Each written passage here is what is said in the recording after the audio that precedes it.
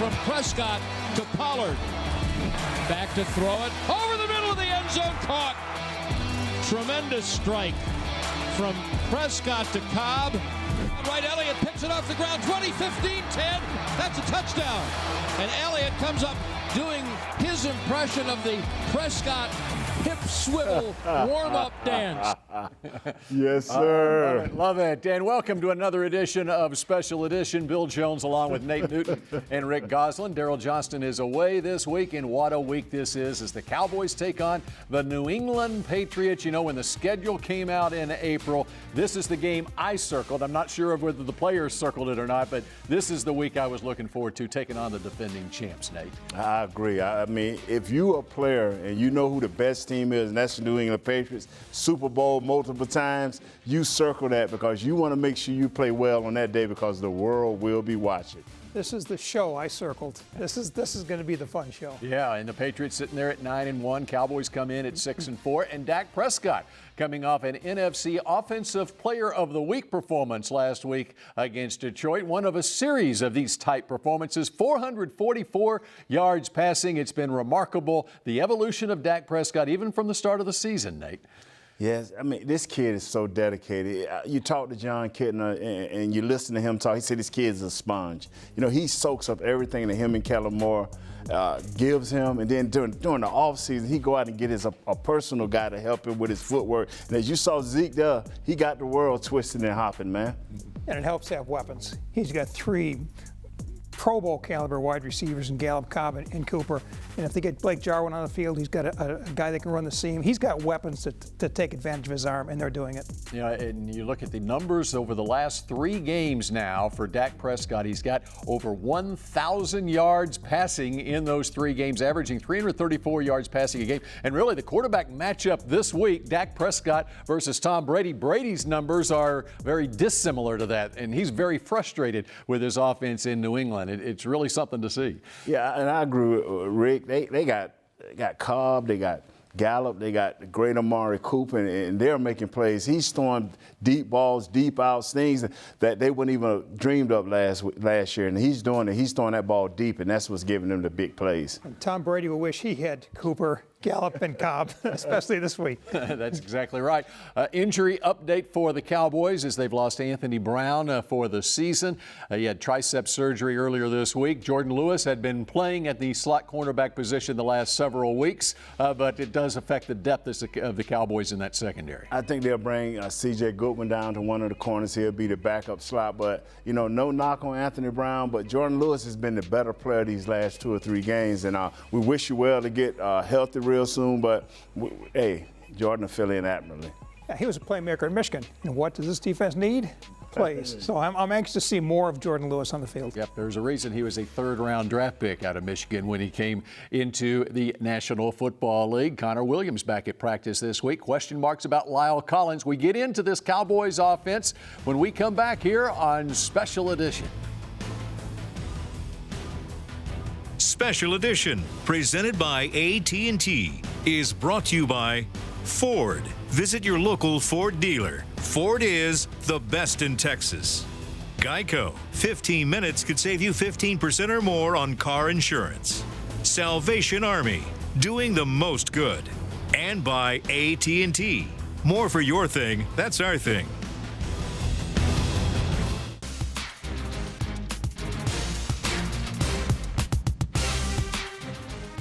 This segment is brought to you by the Texas Lottery. The Texas Lottery proudly supports Texas education and veterans. Play the Texas Lottery today. But yeah, as long as the offense is rolling, then it's good. Not really focused on the totals or anything. We know we got some work to do in the run game, and week in and week out we're going to attack that, and where to get better in the run game. But as long as this offense is rolling, we're scoring 35 points. That's great in the NFL. Zeke Elliott coming off 2 straight weeks in which he has rushed for less than 50 yards in each game. And you look at the numbers against Minnesota, 20 carries, 47 yards. Last week against Detroit, 16 carries, 45 yards, less than 3 yards per carry. But saying the right things in the locker room this past week, as it has been the Dak show recently. And We see what it is as the Cowboys head to Foxborough, Massachusetts to take on the New England Patriots this week. Bill Jones, Rick Gosselin, Nate Newton. What do we make of this rushing game the last couple of weeks? Is it just an aberration? What are you seeing, Nate? I'm looking at the film, and I'm seeing guys leak off of blocks. I saw the first run where a guy just run free and slam into him, cause a fumble. Our offensive line got to get a better rhythm. Zeke has got to start trusting more that the hole is going to be there. He's going to hit up in there a little bit harder. Other than that right there, they're going to be okay. They're a little off, and as you see, they're turning into a better pass blocking team, but you got to go back to the run because 400 yards a game is not going to win it. Yeah, it's still the character of this team. Going back to Emmitt Smith, Zeke Elliott, you have guys that compete for rushing titles. I think right now they're out of sync. I think Nate's right. I think the offensive line's taking a step back. I think Zeke is missing a half a step. I think it's going to come if the blocking's there. You know, you look at some injury issues on the offensive line. 3 offensive linemen were missing parts of practice this past week. Connor Williams back after having knee surgery the week before. Lyle Collins, though, goes down last week, and that would be a big loss for this offensive line. Lyle Collins is your best offensive lineman. He was that since OTAs last week and last year, and he's not let off. I think Xavier Zuafil is a better fit than Connor Williams when it comes to running the ball. The pass blocking is kind of back and forth, but if you leave that line set with Xavier up front with the rest of those guys and their health, I think that run game will start clicking. I know it will start clicking. So if Collins doesn't go, you put Williams at right tackle, put Ciafolo at guard. Now you want to start moving things around. When you start moving things around too much like that, you really get out of sync. But this has nothing to do with Zeke and more to do with our offensive line and the continuity of getting in the rhythm, stepping together, knowing when to get off blocks and go up to that second level. And coming up later here on Special Edition, how about Zeke versus this Patriots defense? How important will he be? And we turn our attention to the Dallas defense when Special Edition continues in a moment. This segment was brought to you by the Texas Lottery. The Texas Lottery proudly supports Texas education and veterans. Play the Texas Lottery today.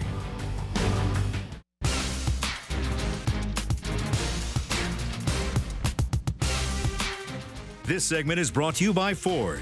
Visit your local Ford dealer. Ford is the best in Texas. Nah, I'm at the point where I have to prove myself. I think is you go out there, play as hard as you can, simply not for yourself, but for your teammates. Every single time I go out there, it's not really about me. It's really about the guys that I line up next to. There's a lot of great players in this defense, and you want to just be a great teammate to them, try to do the best you can, and stick to the game plan and try to execute at a high level, not for yourself, but for the teammates. Just over 3 weeks ago, Michael Bennett was a member of the New England Patriots. Now he goes back to New England. What's happened to this defense versus the Eagles and the Giants? You look at those numbers, 7 takeaways, 8 sacks, and then the last couple of weeks against the Vikings and the Lions. It's been a different story without the takeaways. Only 4 sacks. Michael Bennett has 3 sacks in his 3 games with the Cowboys. We welcome you back here to Special Edition. Bill Jones, Nate Newton, and Rick Gosselin. What do you make of what's going on with this Dallas defense here the last couple of weeks, Nate? They're going to have to show up this week. They're going to have to make some plays. If you can get Tom Brady off the mark, you ain't got a sack, but if you can get him off the mark and make him move around, and because they haven't had a receiver with over 10 yards average, so he's getting the ball out quick, but you got to make him move around, and Bennett can do that from the inside. He got great pass rush moves from the inside. Him and Malik Collins can pressure him, make him flush out to the side, and those defensive ends will take care of the business. Again, this is repetition. What you need are sacks and takeaways, and they're both are going to be very hard to come by up there. Tom Brady, he's been in this league 20 years. He gets rid of the ball before you can tackle him. In 5 of his 10 games, he's been sacked one time or fewer. In the 4 home games, he's been sacked 1 time in 4 games. He's getting rid of the football, and he doesn't make mistakes. He doesn't throw interceptions. He's not going to give you takeaways. So it's going to be a challenge for this defense to play a team that doesn't allow sacks and doesn't give the ball up. Our secondary has to be assigned and aligned right.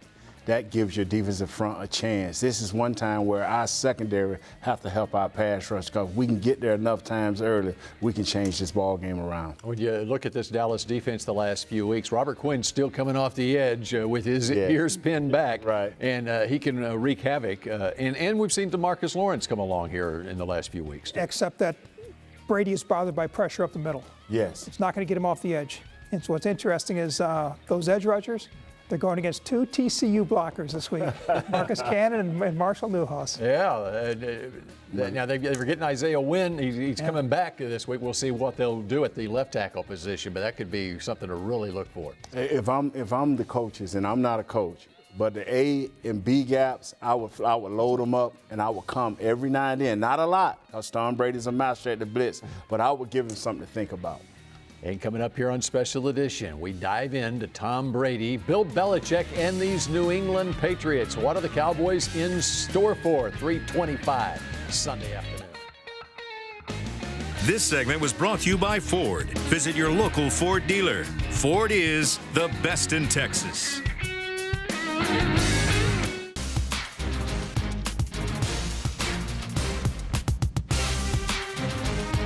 This segment is brought to you by AT&T.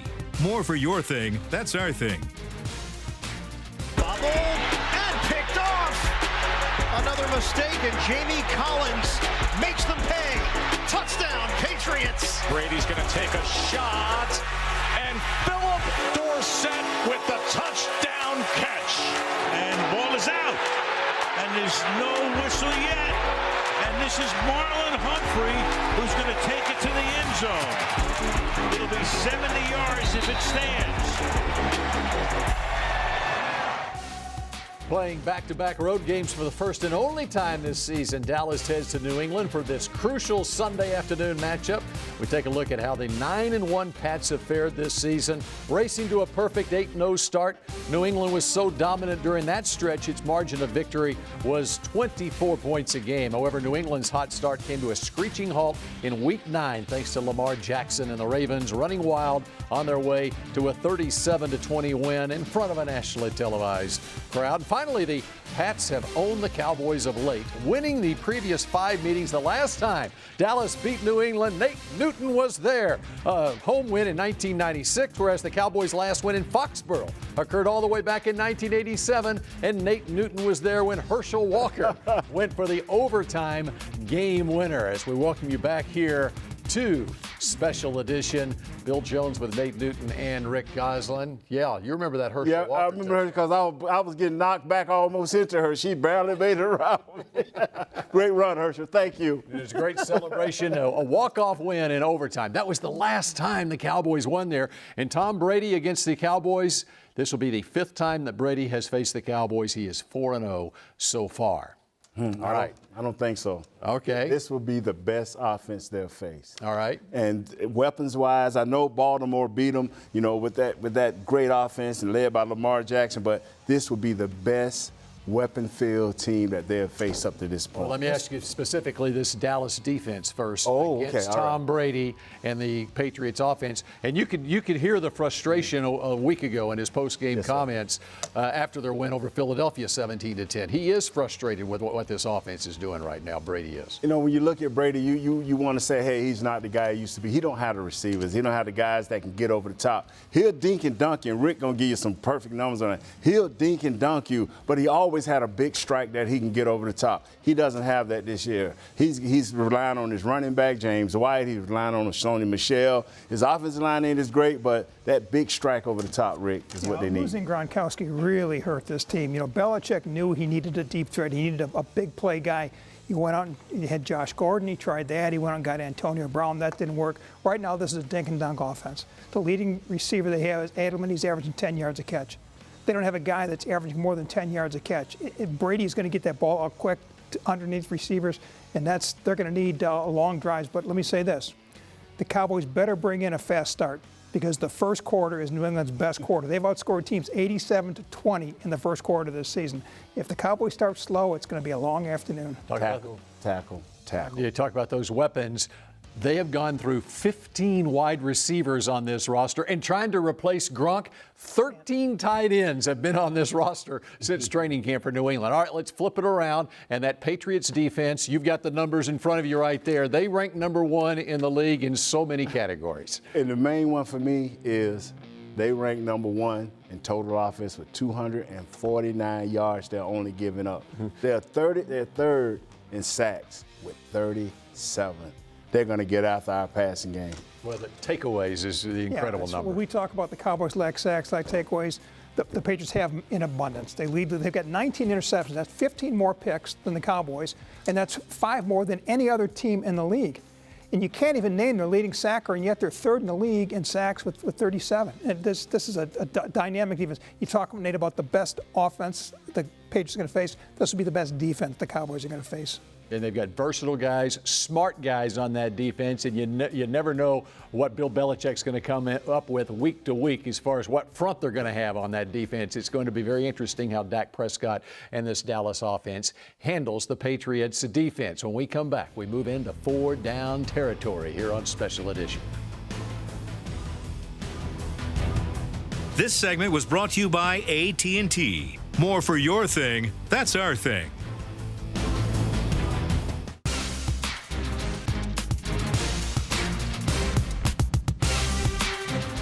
Special Edition, presented by AT&T, was brought to you by Ford. Visit your local Ford dealer. Ford is the best in Texas. Miller Lite, the only beer of the Dallas Cowboys.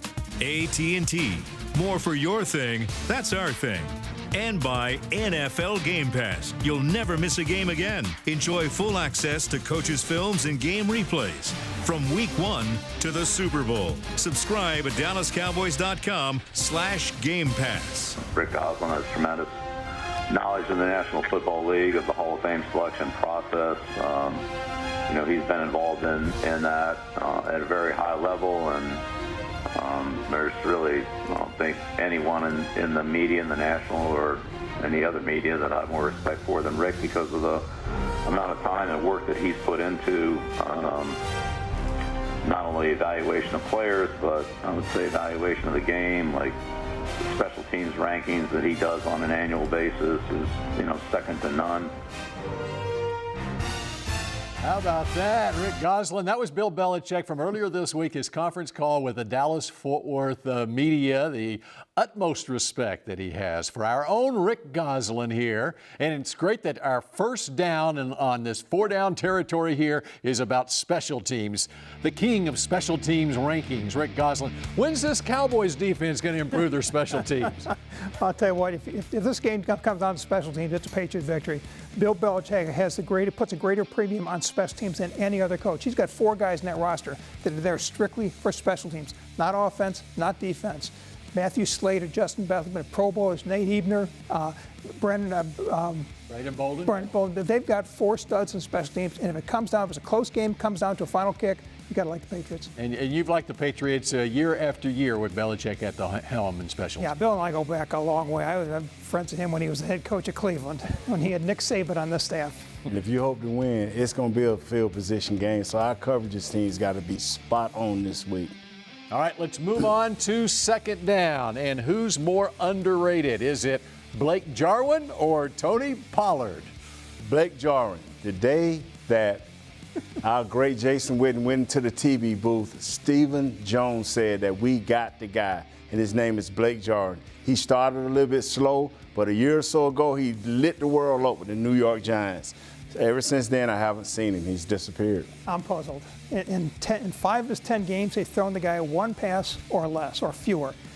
6 of his 17 catches have been for 20 yards or more. He's the guy that can run the seam route and make the play down the middle of the field, and he's standing over Jason Garrett on the sidelines. I just don't get it. All right, we got number 1 offense versus number 1 defense. Third down, bigger advantage. Cowboys offense or Patriots defense? Patriots defense and the weather. If it's a sloppy game, I like a defense, and the Patriots have the best defense the Cowboys will face this year. It's called run-pass option. Dak is all yours. Make the decision. So you're going to find out on Sunday. That's right. And he will, and you will, and the world will know that Dak Prescott will take this team. 4th down, okay? Gut feeling, 4th down. 1-point win, right, Nate? That's right. And I didn't know about the weather, but guess what? I'm still saying 27-25 Cowboys. That's on a 1-point win. Yeah. 27-26. I'm sorry. My math is bad. Thank you. I'll go with the defending Super Bowl champion that hasn't lost at home in 20 games. All right. 21-17. 21-17. So a relatively low-scoring game, according to Bill Belichick's favorite reporter, Rick Gosselin. For Goose And Nate, I'm Bill Jones. We appreciate you joining us here for Special Edition, and we will see you again next week after a Thanksgiving Day game against the Buffalo Bills.